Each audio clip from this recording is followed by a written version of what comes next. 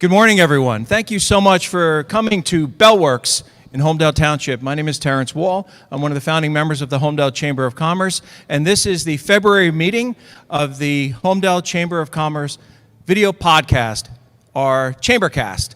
And you know, it's hard to even know where to start. We have fantastic guests today. We're going to be discussing, as you see, some folks are wearing red. It is Heart Health Month.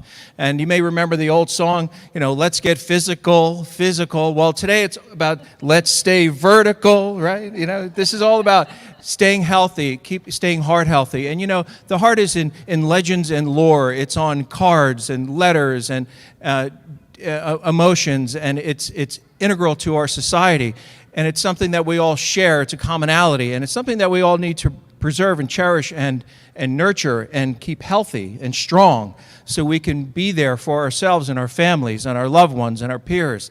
So that's what today's all about, and we're going to get right to it. We have fantastic guests, and I just got to know Melanie a little bit. I know Dr. Union for quite some time, and also Jim Schatzel for a while, and I'm going to give you their bios, and we're going to say hello, and then we're going to jump right into Heart Health Month.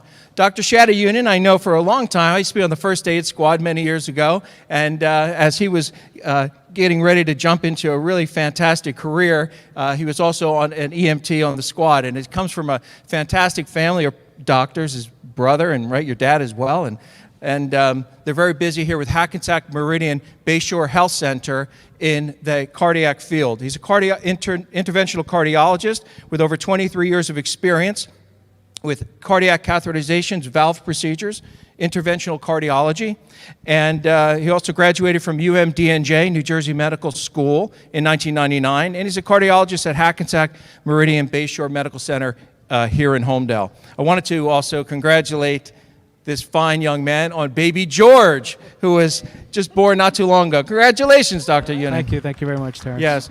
I was saying that it's the first baby whose dad beat him in the morning on getting up early. So, you know, so congratulations to you.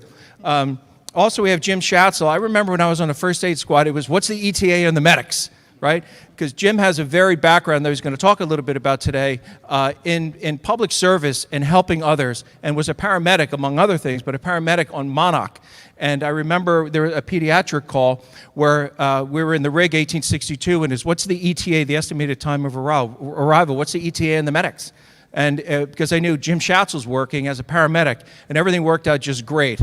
But his life safety path and career has a long arc to it, and is also culminating in his business of Team Life Incorporated. It's an AED sales and training company in Colts Neck. They've trained thousands of folks on cardiac health, CPR training, and a host of other very important life-saving measures. And we're going to be talking about AEDs, automatic external defibrillators, that market, and its critical importance in life safety. So we're going to be talking about that today as well.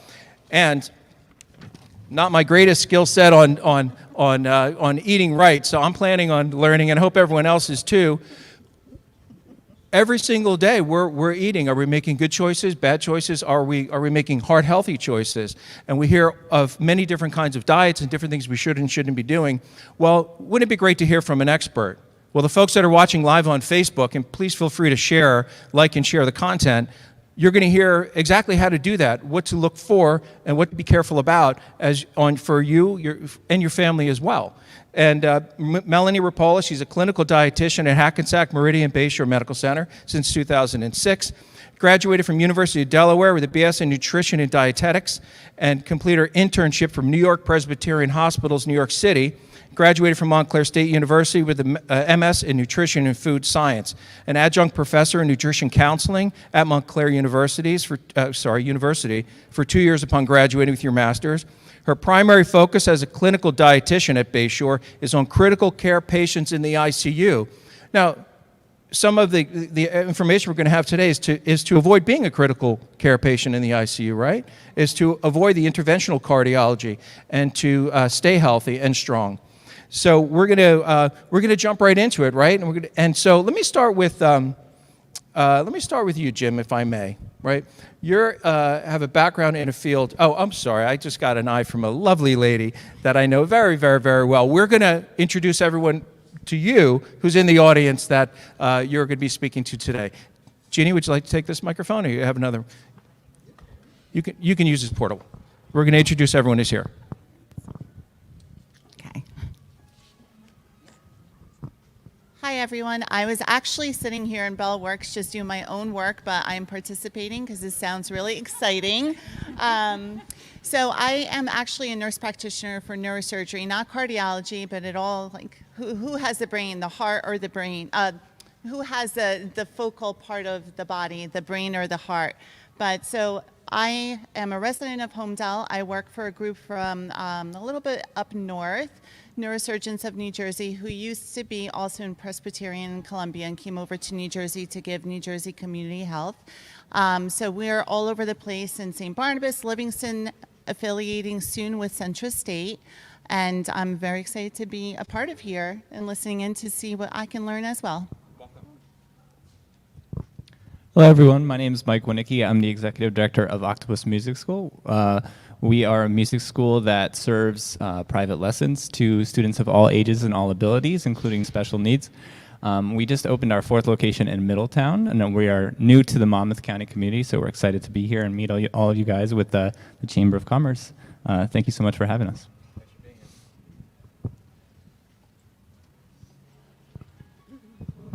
Good morning, everybody. My name is Carrie. I'm with the Connection. We're a managed IT security service provider based in Hazlet, New Jersey. And what we do is basically become your IT department, protecting you from the bad guys. Thank you.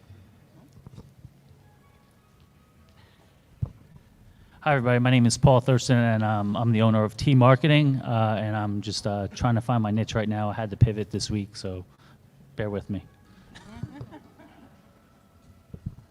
Hi, good morning, everyone. I'm Nicole Rabat-Levine with Heritage House Sotheby's right here in Homedale. I'm a broker realtor, been doing it now for over 16 years. It's quite interesting, this market. And my husband and I also started the Social Conscience Project, which is a 501c3 here in Monmouth County. We just hooked up with the Boys and Girls Club in Red Bank, and we're going to be hopefully donating a lot to them. So if anyone would like to be involved, please contact me after the meeting.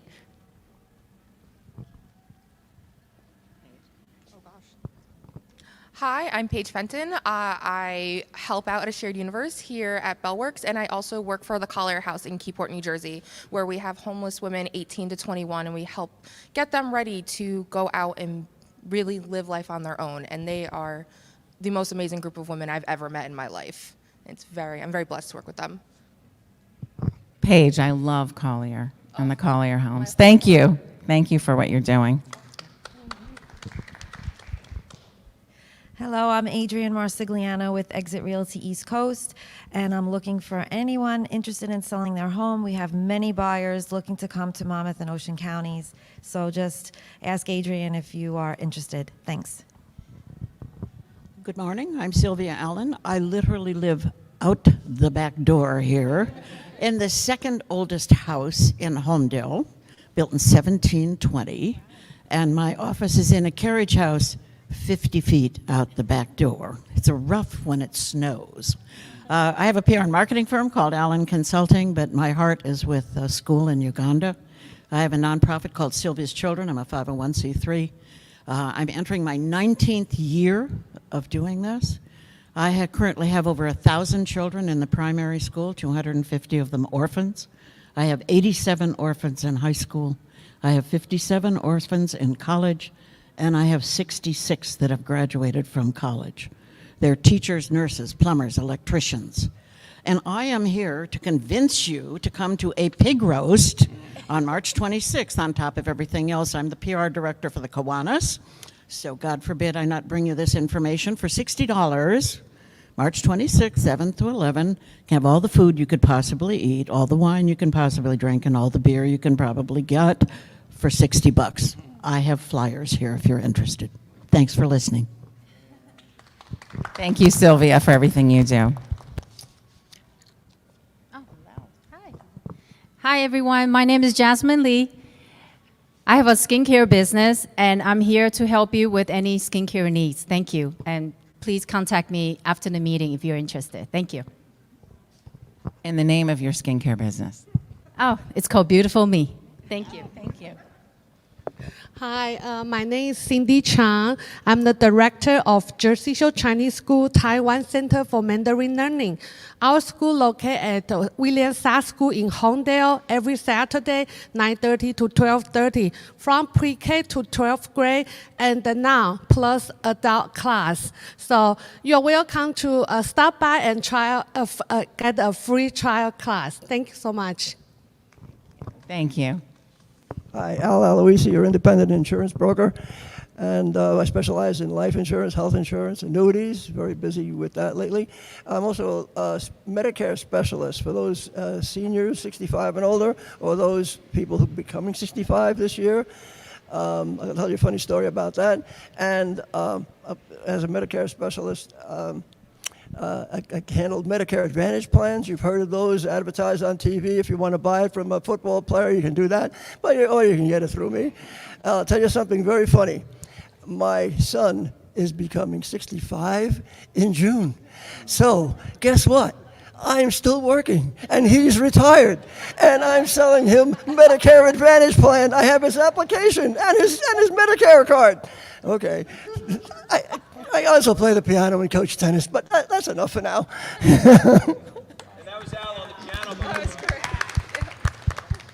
Hi, my name is Michelle Veget. I'm the Director of Recreation at Care One at Homedale. We're a long-term care center and post-acute care center, so we take in folks from the hospital, get them stronger, healthier, and send them on their way. This chamber has been a lot of fun for us because I've had a lot of different resources that have helped come in to bring that joy and happiness to our residents through Holmdel High School and different organizations. So if you have an organization and want to get your kids experience and bringing joy to seniors, give me a call and we can set stuff up. Even within the parameters of COVID, we are working it out. Thanks, Michelle. My turn. Good morning, everyone. My name is Chong Liu. Okay, hi. I'm an owner of Liu Music in Middletown, not far away from your location. I noticed that. Okay, I'm also the president of Jersey Shore, in Jersey Shore, but my name is Shore Music Educators Association. I'm the president. This is my second year. I'm looking for the second term. So welcome to Bellworks. My house is just pretty much across the street from here. So I'm so happy. Chamber of Commerce invite me to here every time. Thank you so much. Yes, and you're a member, so thank you. Hi, good morning. I'm Elliott Cohen. I'm the Work-Based Learning Internship Coordinator at Homedale High School, where we have seniors at Homedale High School go out in the field in various internships. With me today, I have two of our high-performing students, one that's looking for an internship for next year and one that's going to be graduating. So I'll allow them to introduce themselves and just tell you a little bit about. Hi, I'm obviously a student at Homedale High School. My name is Sarah Friedman. I'm currently looking for a marketing internship for next year. Currently, I'm on the events planning committee and the social media committee for an amazing event called Relay for Life at my high school on May 13th. It raises money for the American Cancer Society. It's an amazing thing, and I'm really excited for it. So. Hi, my name is Kira Santana. I'm a senior at Homedale High School. I'm the president of the National Business Honor Society and the president of the Future Business Leaders of America. And yeah, I'm just really happy to be here today and hear everyone's perspectives. So thank you. Thank you. Thank you. Hi, everyone. I'm Jerry Schaffenberger, obviously not a student at Homedale High School.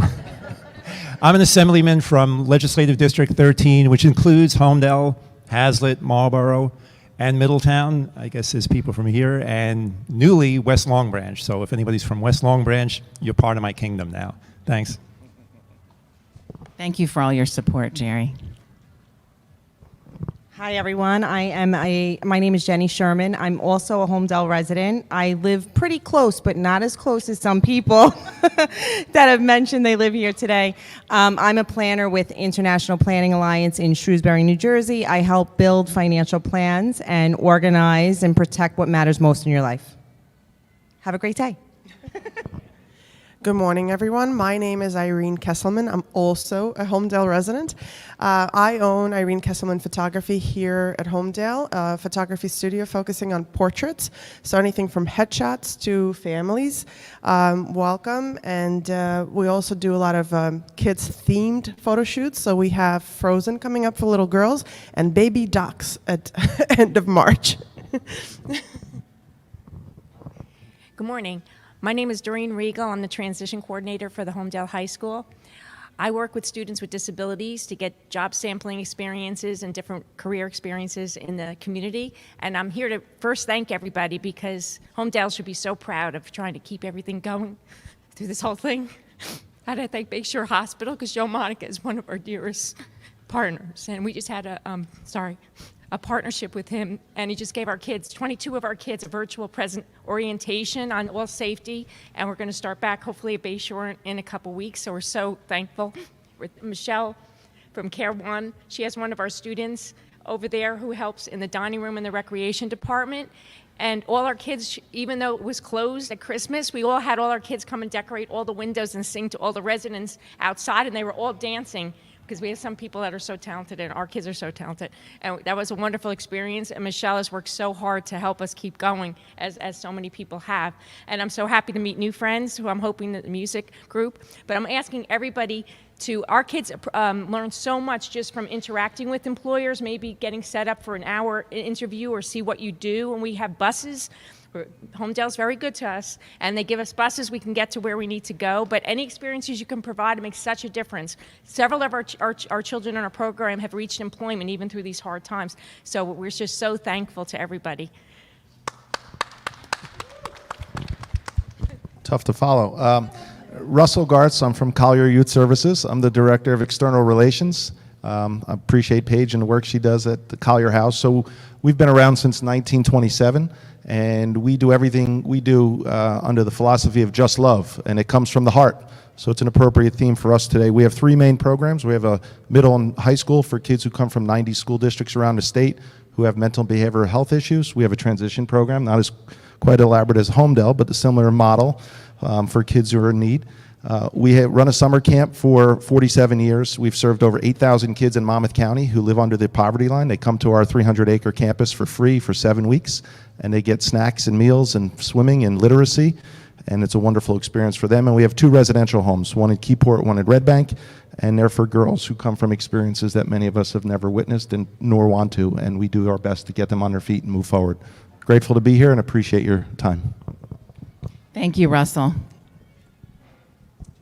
Good morning, everyone. My name is John Francisco. I'm a financial advisor with the Fortis Agency here in Bellworks. This morning I was just passing by, saw an interesting group of people and wanted to learn a little bit more about the chamber.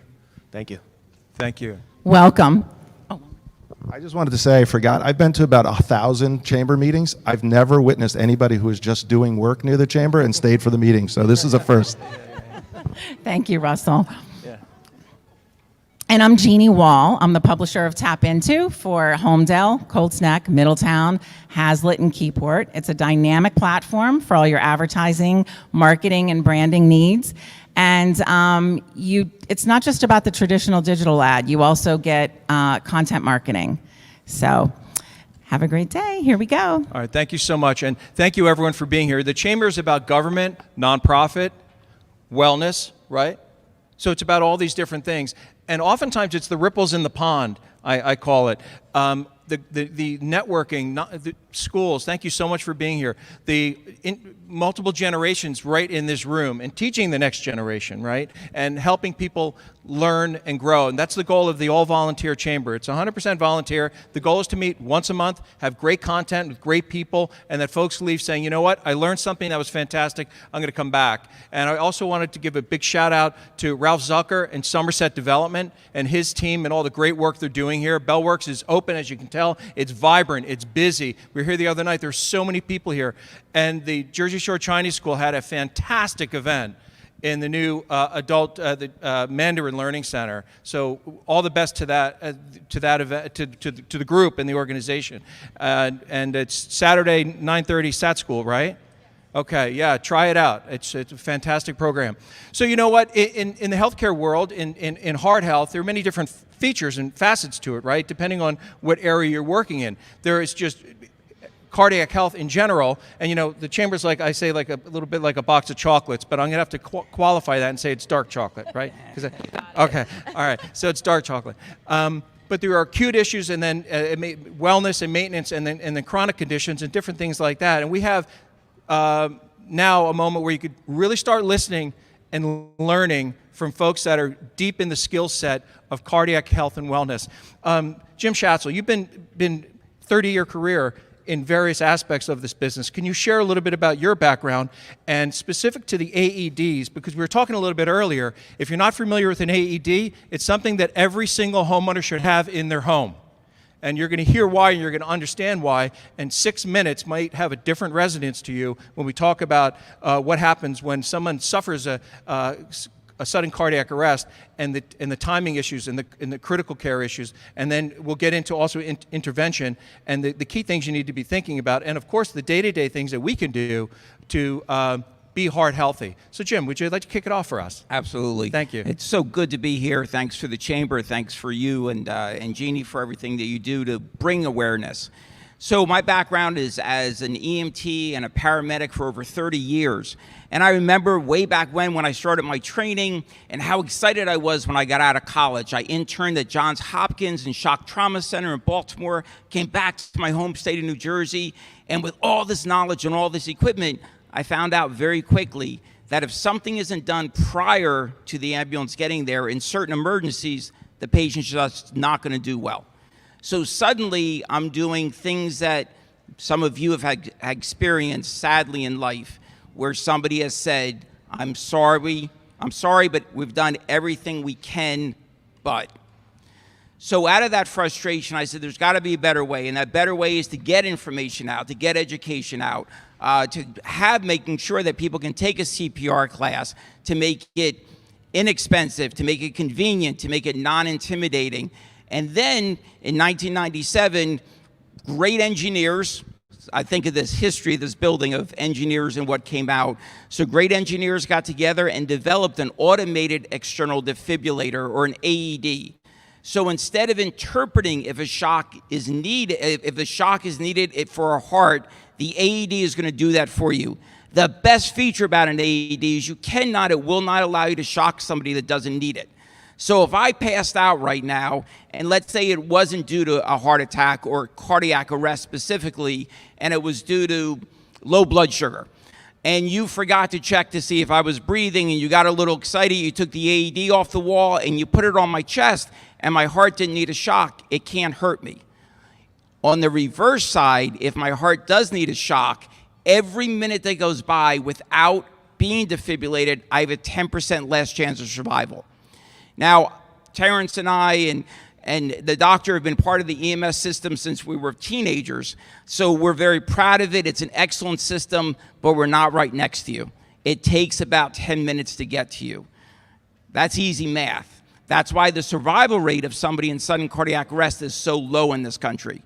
On the other hand, if my heart did suddenly stop, I'm in great company here because we have lots of people trained in CPR.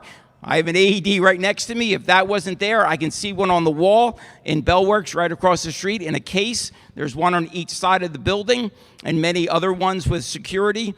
So now I have like a 90% chance of going back to my sons. So that's the importance of AEDs and learning about them. And as far as the current legislation that's in play, where it's mandated, are there areas where it's weaker? What do people need to think about in their businesses, their institutions, public and private? What kind of conversation should employers be having on behalf of their staff, their employees? And what we have Assemblyman Jerry Schaffenberger, who's regularly, by the way, supporting the chamber, so thank you for that, but very active in drafting with the Office of Legislative Services new legislation where indicated. What should the state be thinking about as far as reducing helping reduce the negative aspects of sudden cardiac arrest? So we have very few requirements to have an AED if you're a business owner. It really has to do with gyms, so physical activity. It has to do with assisted livings, nursing homes, of course, hospitals and EMS, police, fire, and first aid have them. But besides that, there's not lots of requirements to have an AED in your business. But guess what? It's a standard of care now. The younger people that are watching and that are in the audience, AEDs have been part of your life. They've always been there, like fire extinguishers have been for most of us. So now it's almost expected that if I'm out and about and something happens, there should be an AED available there. But legislation is going to continue to push forward. I think hospitality and retail is something that needs to be looked at, and also mass transportation. And let me ask you a question. Is it correct or incorrect to say that for the cost of an iPhone, you can have an AED? Now, yes, because iPhones are going up a little bit. Okay. About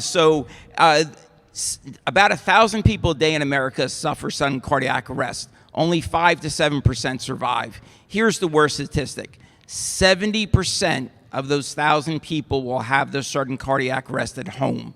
So I still think the biggest market that's missing is for people to have an AED at their house. Yeah. And so that's why I gave that. Go ahead. I'm sorry, doctor. No, I was going to say, just to build on what Jim was saying about the importance of the AED. You know, he mentioned that the average response time is probably about 10 minutes in most towns. And as an example, here in Homedale, a lot of us grew up here in Homedale, worked for the Homedale First Aid Squad.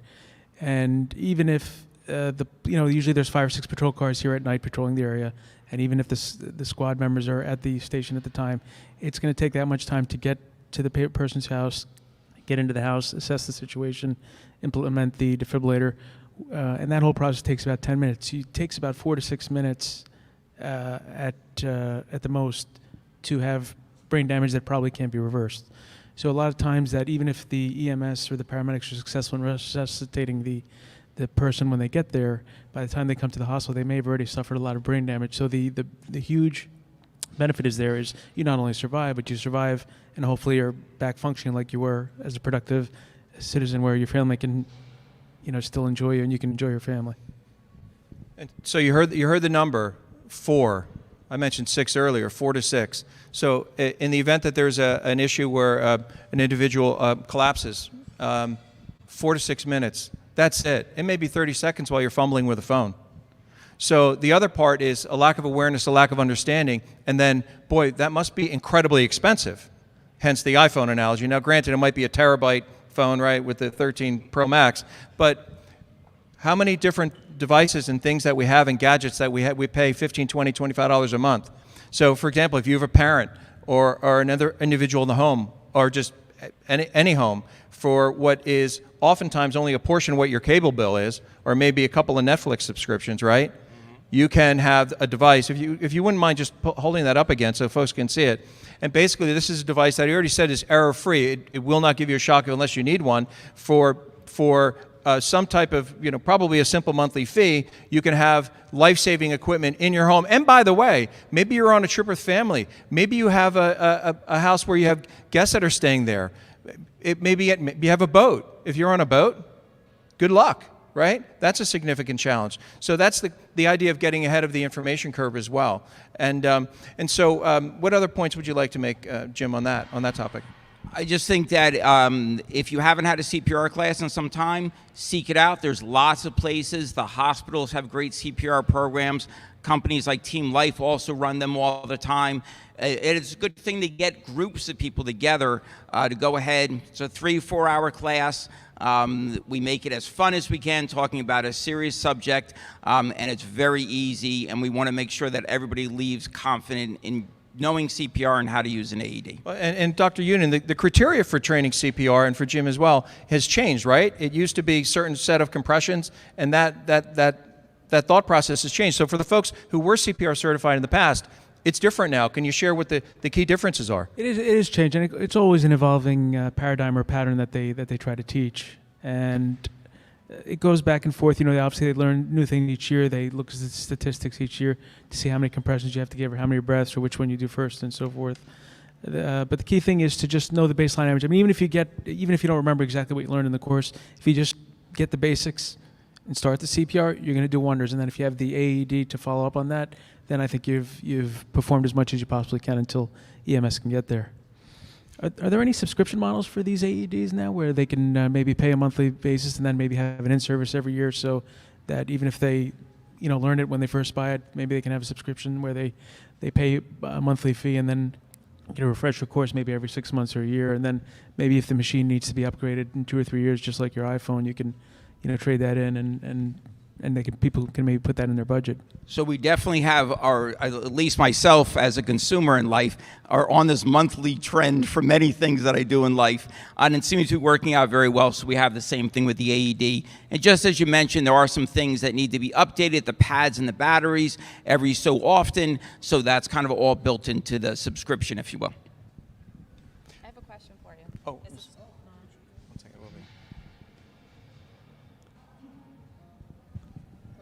Can you hear me? Oh, there we go. Okay, where can you buy one?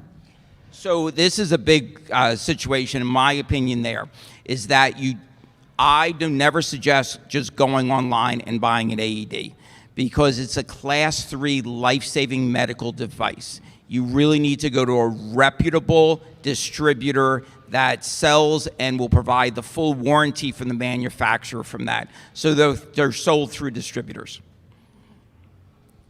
Right here in Colts Neck and Team Life is your closest place to get an AED.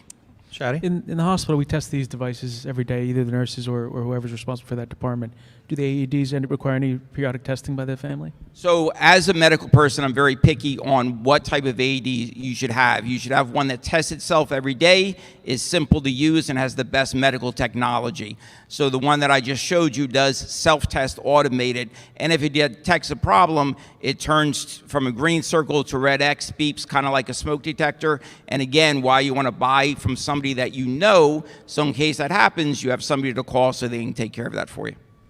And what's your website, by the way? It's teamlife.com. We have all the information on there to look at. Right. So let's go through a situation that someone's at home and they go down, and there's AED either nearby or first responders, the police department. And fortunately, they get a shock, they get the person stable, and EMS and BLS and ALS, Advanced Life Support, quickly expedite to Hackensack Meridian, right, where they have the top teams in the country, frankly. So they get there, and they're fortunate Dr. Union is on staff. Walk us through a process that's typical for a family that they're experiencing, and for that patient, and the kind of work that you do, and your thoughts as to how folks can be mindful of their own health to avoid that situation, or post-situation to maintain stable health.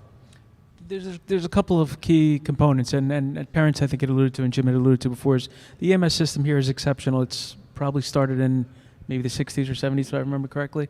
And the model is a tremendous model. It's evolved even more over the past 40 years.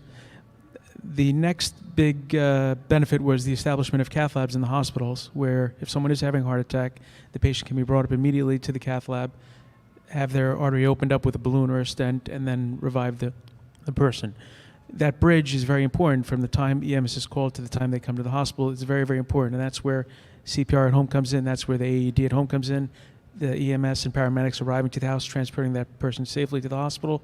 Then immediately, even when you get to the hospital, time is very important. We mentioned 4 minutes, as far as brain death to revive someone at home or anywhere, frankly.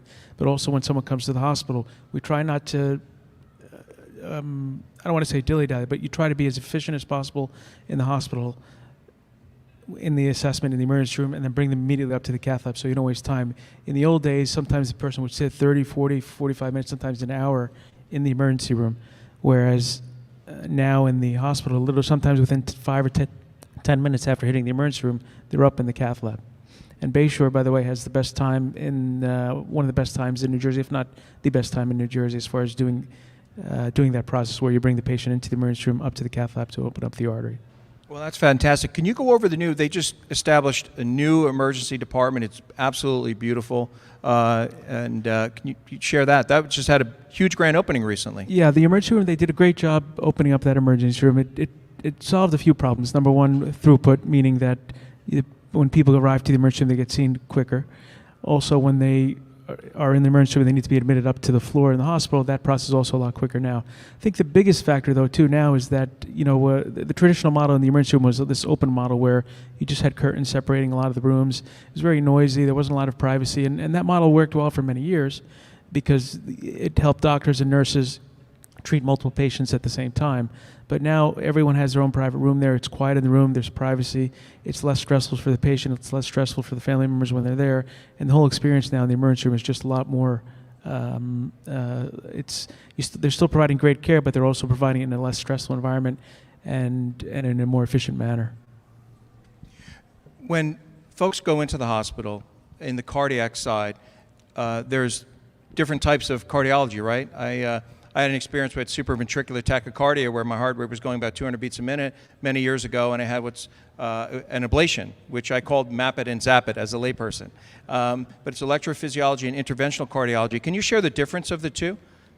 The cardiology has become a very complex field over the years. You were just a general cardiologist, 20 or 15 years ago. That's all you really needed. But now there's so many what we call subspecialties in cardiology. So what Terrence is alluding to there is someone would have been an electrical specialist, or they call it an electrophysiologist. For someone who's having a heart attack, they need to have a balloon or a stent put in their artery. That would be done by an interventional cardiologist. Sometimes there's a lot of complex imaging now that you can do on the heart with MRIs and ultrasounds and CAT scans. That can be done by an imaging specialist that's also a cardiologist. So it's a multidimensional field, and it's continued to go like that. As they learn more about genetics and as they learn about more things with the heart and technology increases, you can have more and more different specialties within cardiology. I think the biggest factor, though, in the end, when you hone in on most of these things, it all ends up coming down to prevention. I mean, that's the common link, is you got to take care of your health early on. If you take care of yourself in your 20s, you do great in your 40s. If you take care of yourself in your 30s, you do well in your 50s. If you take care of yourself in your 50s, you'll do well in your 70s. And the goal is to try to live till your 90s or 100s. And a lot of patients laugh when we're in the office and I say, when you're making your decisions, whether it's what you eat or whether it's what medicine you're going to take or what procedure you're going to go for, you really should plan to live till you're 90 at least. And people laugh at it sometimes, but you have to remind them that they're in your office, they're 75, they're still working, they're still walking every day, they're still doing things perfectly fine. There's no reason that person can't live till 90, 95, or even 100. Well, I have to thank Dr. Union for the perfect segue into diet, because and you also reference it, and Melanie, if you can as well. It's your lifestyle, and also dovetails with genetics too, right? Because someone can have arteries that need stenting of different things, and they may actually have a Mediterranean diet or have some type of heart healthy diet, but they have genetics as a component as well. But can you talk about heart healthy diets and what people need to be thinking about on the different arc of time, maybe when they're younger, when they're as they're getting into older years?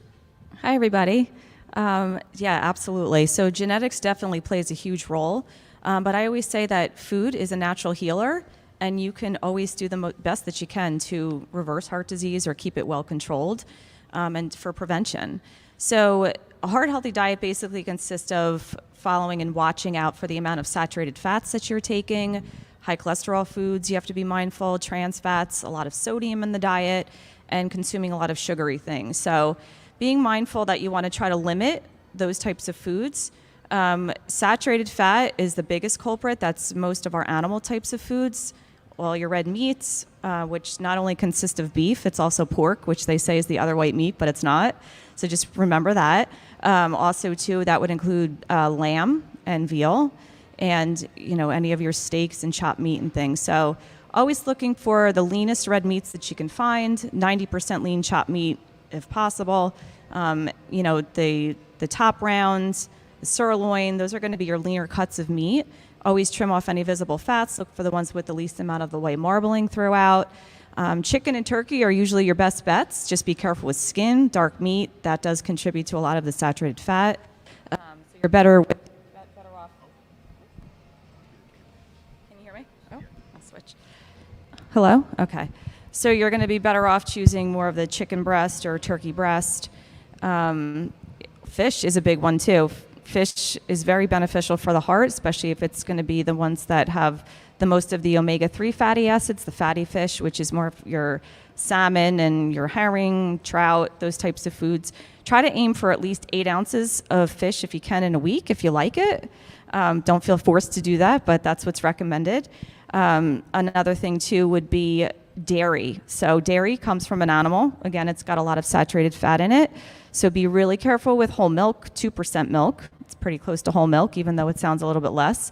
You're better off with doing 1% or skim. And a lot of milk alternatives now. There's soy milk, there's almond milk, cashew milk, oat milk, all of them that you can imagine. The only milk alternative that is not heart healthy is coconut milk. Coconut milk has been touted to be very healthy for your heart, but it's really the opposite. It has a lot of saturated fat in it, so be very careful with coconut milk. And all the other milks would be perfectly fine with the exception of the 2% in the whole milk. Cheeses, it's another big one we love. People love cheese, right? But it's got a lot of saturated fat, so you just always want to look for more of the lower fat types of cheeses that are available. And, just being mindful too of sodium. Sodium is found in everything, but breakfast meats, cold cuts, cheeses, canned soups, frozen dinners, restaurant foods, you name it, the salt's in there.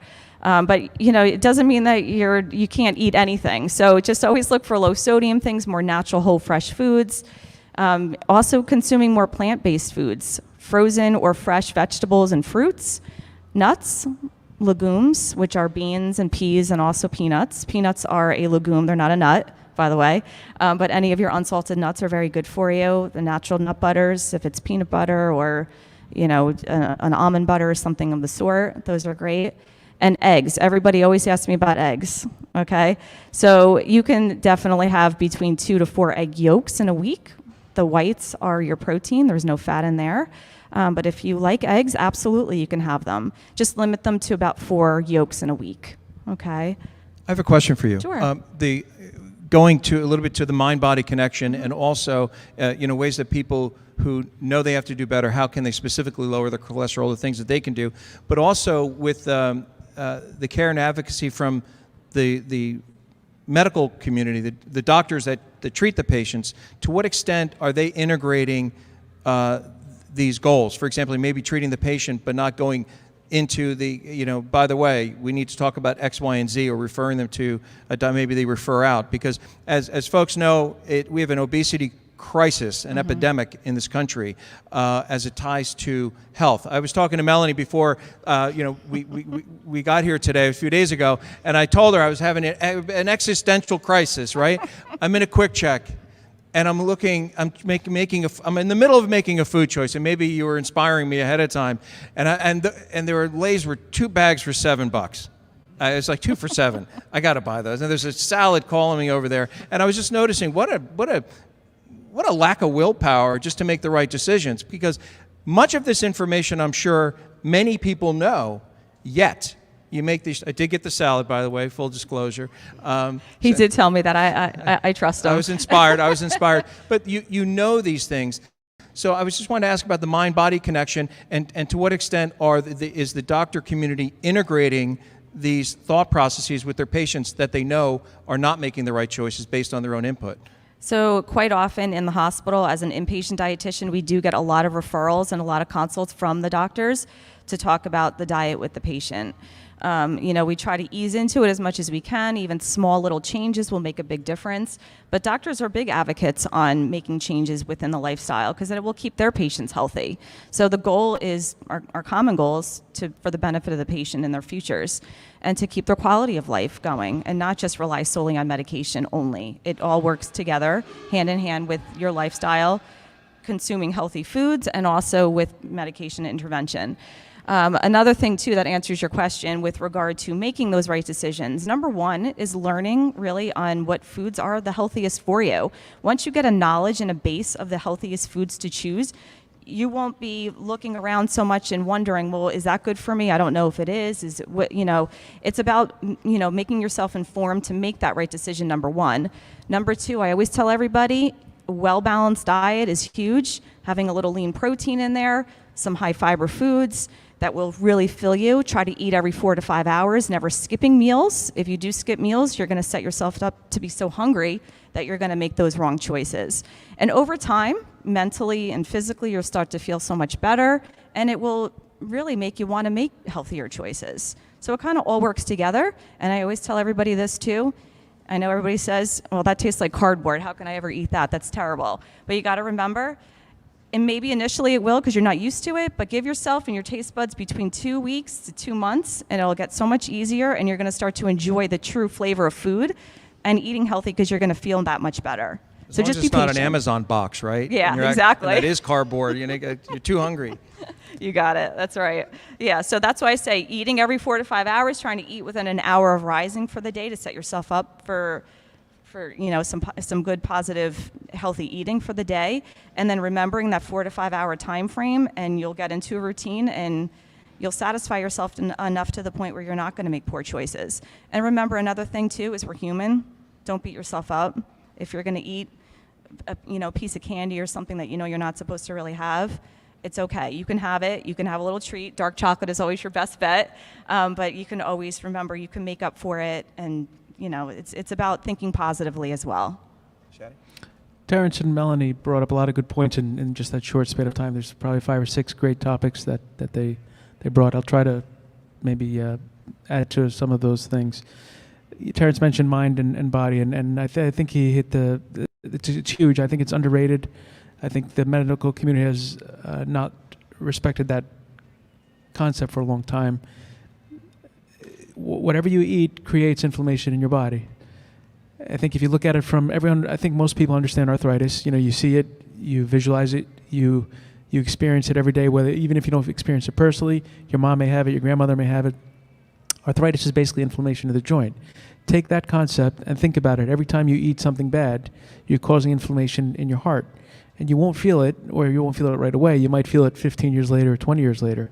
And that is really what's happening every time you eat something bad. Now, everyone's human. No one's going to be perfect 100% of the time, except the real, health stalwarts who can have strong conviction and strong willpower. But the key thing is to be good probably 80 or 90% of the time. And it's a give and take. When I think Terrence was bringing up, do the doctors do a good job advocating for diet? They probably could do better. The system is not really geared for that, and it's a shame because, and I don't think it's the doctor's fault. I think it's just the way the whole healthcare system is set up in the country. But when you are going to see your doctor, you have to ask questions because you have to change that transactional dynamic, meaning that you're not supposed to just walk in, your cholesterol is 134, take this pill, Lipitor 10 milligrams, till you go home and come back in 4 months for a blood test. The conversation doesn't end there. The conversation really should then be, okay, what can we do for your diet? And it's different for each person. Melanie mentioned, dairy, which is true. You should try to avoid dairy. But if you're talking to someone from Greece, you have to give and take a little bit, meaning that if they want to eat feta cheese, I would say it's probably okay because feta cheese is maybe a fermented dairy product. It has some good fats in it, and that's probably a good thing. You would probably tell them, okay, cut back on your steak, but you can have feta cheese. If you're talking to a farmer from Vermont, for instance, they're not going to avoid that whole milk, and there you might say, okay, it's non-homogenized, meaning that they haven't really altered it at the factory and so forth. He's getting it directly from the cow. Okay, maybe the farmer can have whole milk, but he's got to cut back on eating, 16 eggs a week. So it's a give and take with each person that comes in. You have different cultures, you have different tastes, you have different ideas, and so you have to find the diet that works with that person. Well, thank you for that. Question on testing. At different life stages, as we grow older and in our mid-years and what have you, what are some of the key tests that people should be getting? And perhaps what are some of the tests that maybe might be redundant? And also some of the new dialogue that's happening on aspirin. A lot of folks have it, aspirin a day, with no particular nuance to it. Can you speak to that a little bit? Because in a little while we're going to open up for questions. You'll rarely get so much talent in one room at one time on cardiac health. So think about what key questions you may want to have that you'd like to ask. But can you speak to that? Aspirin has been a controversial topic for many years. It goes back and forth. Every 3 to 5 years, something new comes out on aspirin. And so whatever I think we say today is probably going to change again in about 3 to 5 years based on whatever statistics come out and research comes out. The big thing is 10, 15 years ago, we would tell everyone after age 40 to take an aspirin a day, a baby aspirin a day, both men and women, and that's definitely no longer true. I think what the media has now given the impression to a lot of people is that no one should take aspirin, which is also not true. I think you have to have a nuanced view. So if there's a strong family history of stroke, then I think there is where women probably should take aspirin, especially if they're over age 50. But if there's no family history of stroke, then probably most women don't need to be on aspirin, unless they're diabetic, for instance. Men is a little bit more controversial. I think probably most men after age 50 probably should still take aspirin. Some men even after age 40, if they're still heavy, if they're borderline diabetic, high blood pressure, high cholesterol, there's still some benefit for aspirin in men. So the key thing there is when you go see your doctor, ask them, should I take aspirin? Just point blank. And don't leave there without a definitive answer as to either yes or no, and then ask why. Because to just rely on what the TV is telling you or radio or internet is not going to be good enough with regards to aspirin. The other question that Terrence asked was, in regard to testing protocols for different age groups, what to do, maybe what might not be a necessary test. So testing is always a big issue, and there's so many different technologies in cardiology and in medicine in general. We don't, this cookie cutter or algorithm formula where everyone goes for a certain test doesn't really apply. I think the one thing where it's probably going to go where you could have some kind of a template is there's something called the calcium score or cardiac CT screening. That's probably going to be analogous to what women do now. For most women after age 40, most of them go for mammograms to what they call screen for breast cancer. In the future, probably in the next couple of years, probably the recommendation is going to be that most men after age 40 should be screened with a calcium score, and most women, depending on where the guidelines go, maybe after age 50 or 55, will probably are going to be recommended to have calcium screening. That's not official yet, but that's where the research is going, and that's probably where it's going to end up. All the other testing in cardiology, stress testing, caths, what you hear, I know Bill Clinton came on TV when he got sick, many years ago, and he said everyone should get a cath to see if they have blockages. That's not true. This theory where everyone should have a stress test every year, nuclear stress test every year, is also not true. It may not do that much harm in men, but in women, nuclear stress test has radiation. So if you're doing that on a woman who's under 60 years old, you've increased her chance of getting breast cancer. So you have to pick and choose the tests appropriately, but I think the calcium screening is probably going to be a big thing, and it's going to be analogous to the way the mammograms kind of screened out and they put a big dent in breast cancer 20 years ago. Got a booming voice. Dr. Union brought down the house. All right, go ahead. Vibration. That was me. Man, you're good. Could I add Schatzel, one you were thing? gonna say something. Yes, for a test, and I hope you would agree. One of the things I hope medicine starts to do is the baseline 12-lead EKG for the younger generation, meaning very young. So one of the situations that I'm involved in is before people really become competitive athletically, and that's just high school athletes. They really should have a 12-lead EKG because if we do 1,000 of them, there's usually one out of that 1,000 that we say, you know what, I don't like the way this EKG looks. Let's go ahead and get further testing done at that point there. So I would love us to start seeing baseline EKGs for the very young patient. Yeah, I agree with Jim on that. I think the American College of Cardiology and the American Heart Association has not advocated for EKGs for kids or for teenagers that are participating in school sports or even college sports, and I think that's probably a mistake. In Italy, for instance, all kids get an EKG when they're in school. The argument here in the U.S. is that you're going to increase the cost, and then you're going to subject these people for possible testing when they don't need it. But an EKG costs nothing nowadays. I mean, literally, it's a piece of paper. You hit a button on a machine, and it takes a medical assistant 5 minutes to do an EKG. So I think cost is really not a good argument. As far as follow-up testing, I think if you have a experienced cardiologist or at least some type of exercise specialist physician interpreting the EKG and listening to the patient on the physical exam, most follow-up testing is actually not needed, and if it is needed, it's usually an echo, an ultrasound, which is not hazardous to the child either. Question for Melanie, then we're going to open up for questions. What are some of the key things folks can do from a diet standpoint to help reduce their cholesterol if that's something that specific is spiking? Also, Dr. Union can speak to this as well, or their blood pressure, get it into a better range.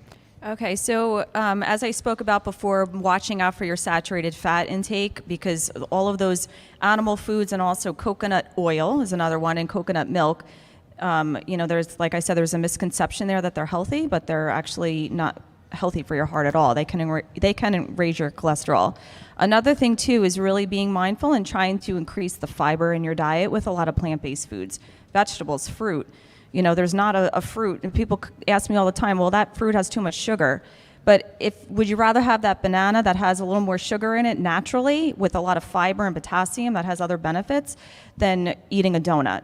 So, you know, it's picking and choosing, trying to increase those plant types of foods in the diet as much as you can, watching out for your sodium, a lot of those processed foods, restaurant foods. You know, and another thing too is also increasing the potassium in your diet with a lot of your legumes, the beans, and even nuts and seeds and fruits and vegetables. They can also help to lower your blood pressure. So that's another benefit to it as well. And keeping your weight under control. That's one big thing, is when you carry a lot of your weight around your waist, which is what we call visceral fat, it's the fats that surround your organs, and it can increase your risk of diabetes and also heart disease, and it can make your blood pressure go up. So just, you know, trying to keep your weight in check as much as you possibly can.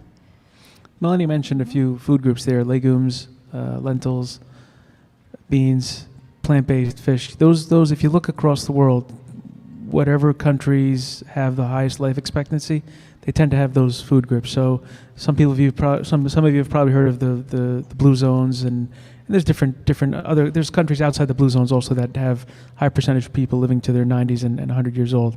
But what they have in common is those type of foods, and also they walk a lot, and it's just part of their life. It's part of their culture.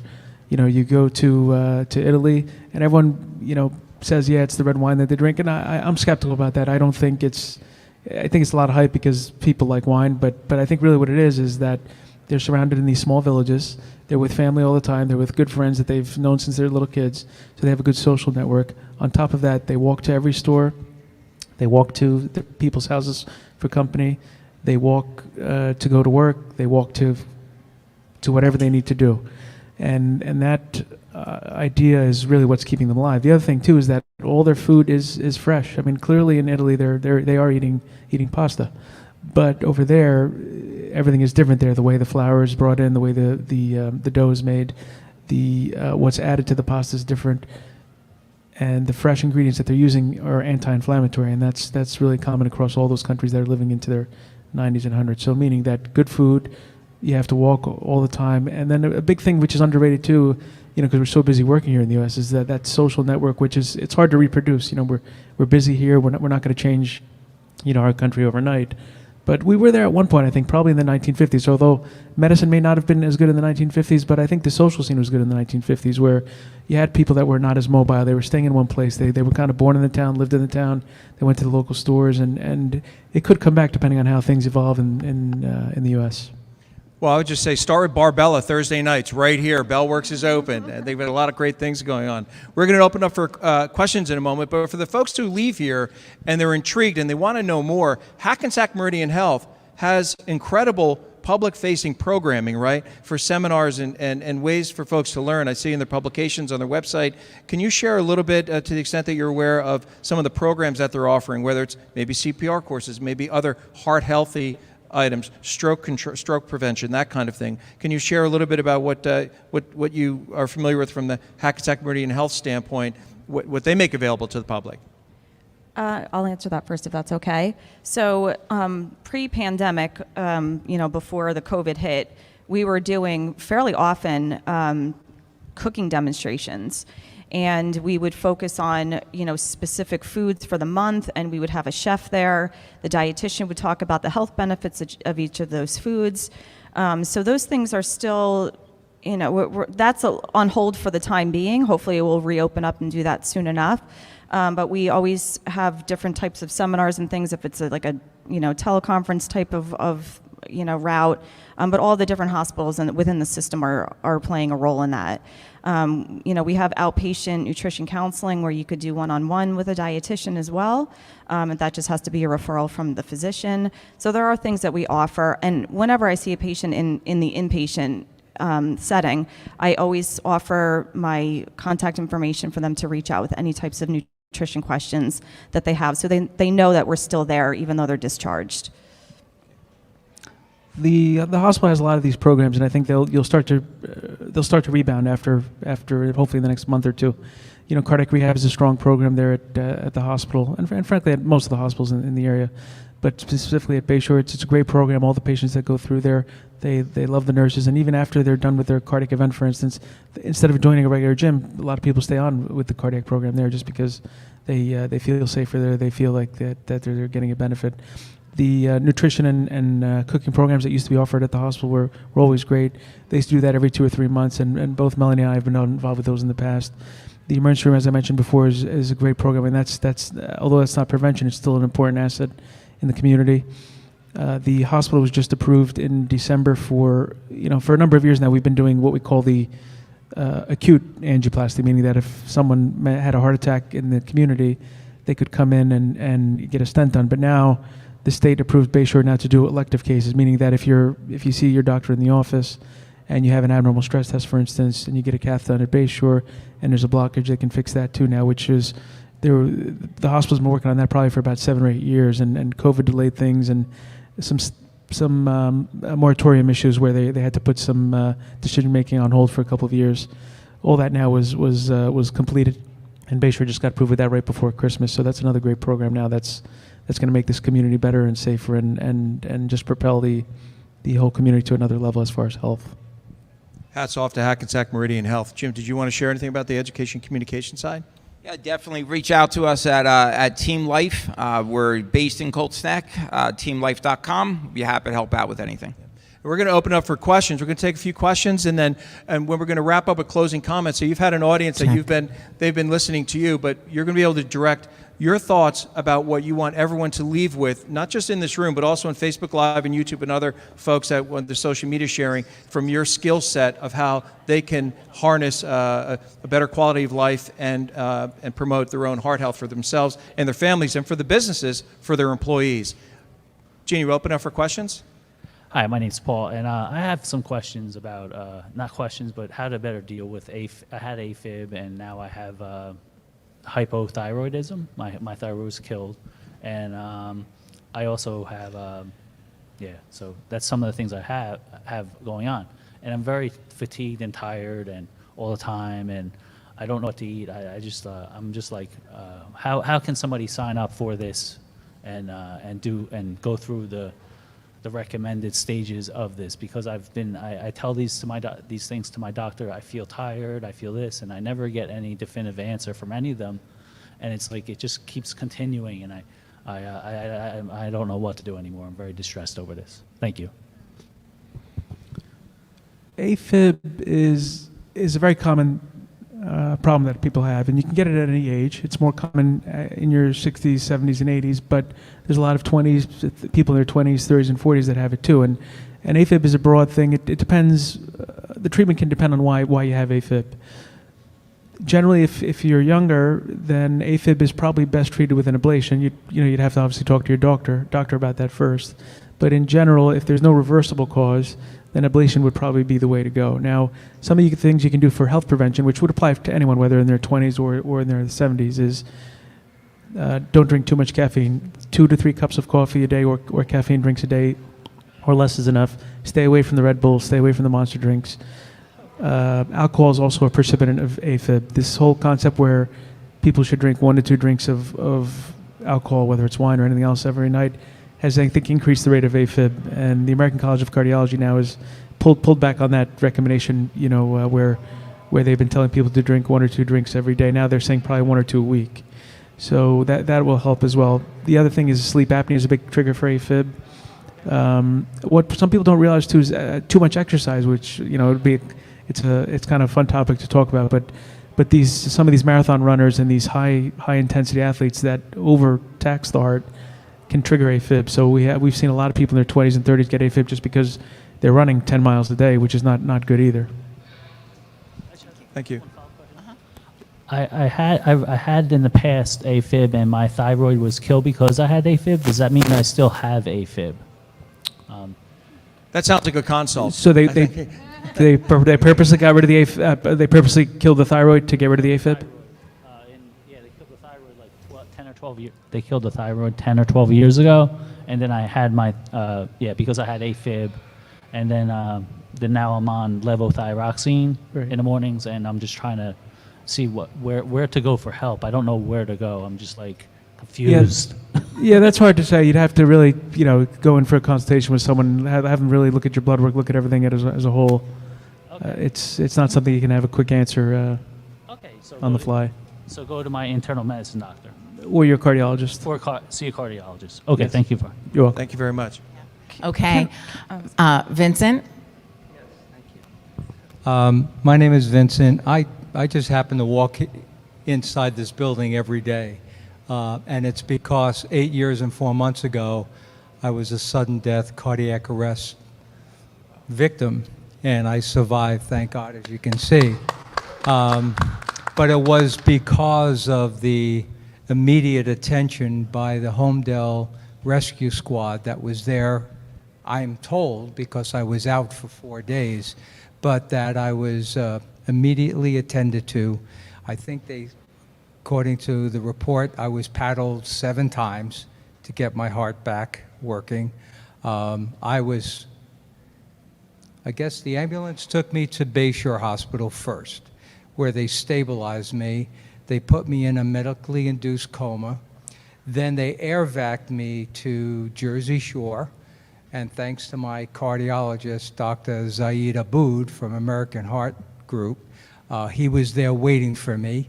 And I went into the ICC, and they kept me in a medically induced coma for 4 days. I have no memory of it. I just woke up 4 days later wondering where I was with a tube in my throat. They did a wonderful job, but I've learned to change my eating habits. I've lost 25 pounds. I walk 15,000 plus steps a day, every day. And I just changed my whole lifestyle. And it made a difference. And when I started after my event, I think my ejection fraction was 25%. Now it's up to 50, which was that's a big jump. My blood chemistries are as good as I was. I'm 70, but my blood chemistries, according to my doctors, are like I was when I was 50. So diet, big thing. Being able to have good medical care, good cardiological care, and I have one of the best doctors that I have confidence in.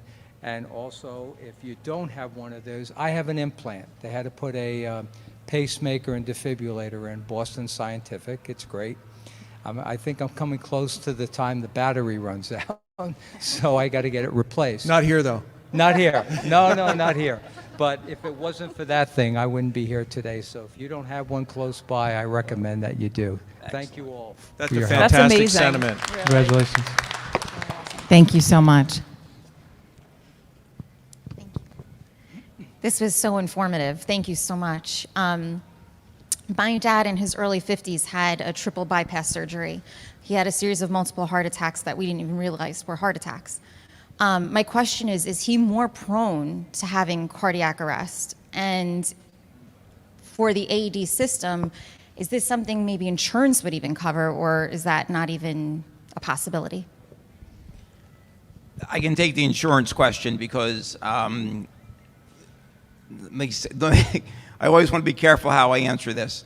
So insurance companies there's lots of discussions around insurance companies. Here's the scary part. Every single person is subjected to this sudden cardiac arrest episode. So it's not just people that have heart disease, right? So the chances of me having a heart attack today, I'm confident to say 0. The chances of my heart stopping today is the same as anybody else in the world. That's that sudden part, that unexpected part that happens there. So in reality, everybody would be eligible for that. So that would probably be an issue for that industry there. Insurance will cover it if you're so sick that you can't be operated on, usually it's sepsis, and they're waiting to take care of that problem, and the insurance will pay for an AED during that bridge period there. That's the only time there. But yes, unfortunately, anybody that has some heart disease really needs to do what this gentleman did and look at their life and say, these are the things I'm going to put into effect so I increase my chance of being healthy.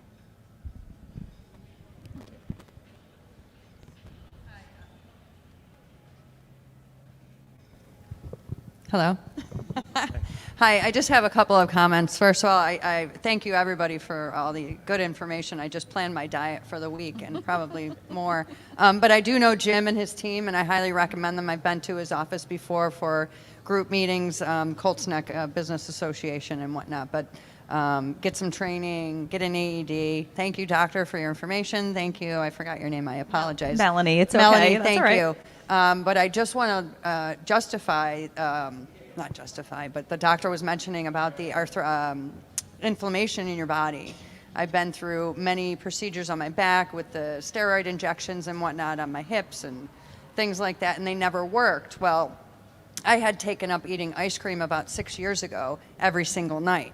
And my doctors were saying sugar, sugar, sugar, and I just roll my eyes. It's like, you can't tell me what I can and can't eat. So I stopped eating the ice cream. I worked with a health coach from Horizon, spoke to her for like 15 minutes a week. It was free through my insurance. And I never believed that I would, but I stopped eating the ice cream. I lost 15 pounds, and now I can move a lot better. It's just amazing that I was so against, you can't tell me what to eat. Like people that go to Weight Watchers and stuff, I'm like, you can't tell me what to eat. I'm gonna lose the weight on my own. But it does work, and I feel a lot better. I'm getting my blood work because my cholesterol was high. Long story short, thank you. I'm really glad that I came, and I hope everybody takes the information and uses it because it's really, really worth it. Thanks, Carrie. Anyone else?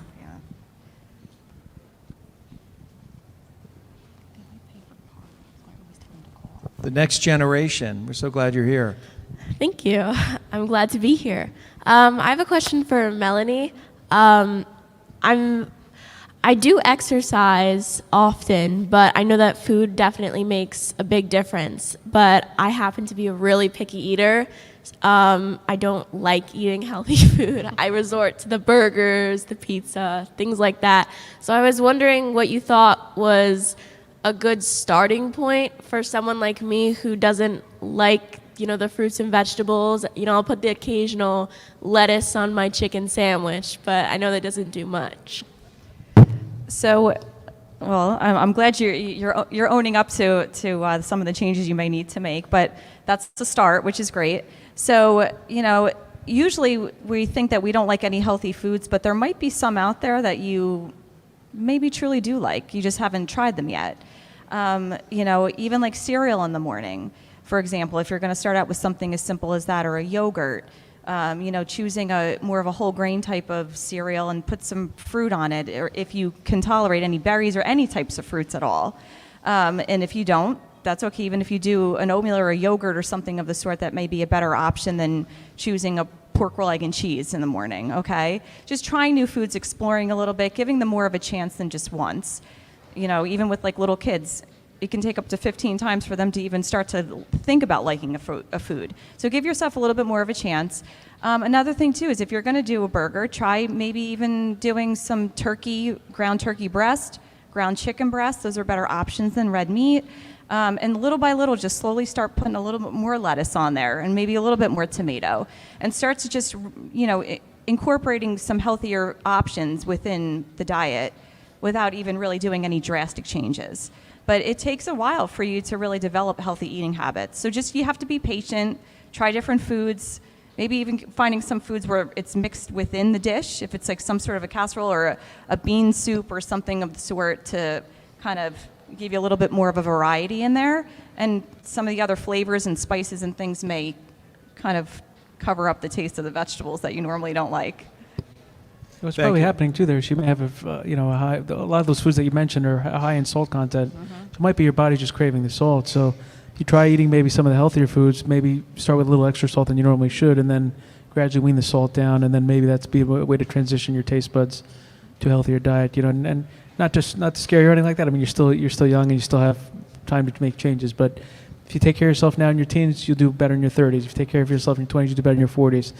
We know this because our troops that were in Vietnam at the time, and when they were, some of them died and they were 18 years old, 19 years old, 20 years old. Some of them that had bad eating habits already had plaque in their arteries and their heart. So it's not too early to take care of yourself.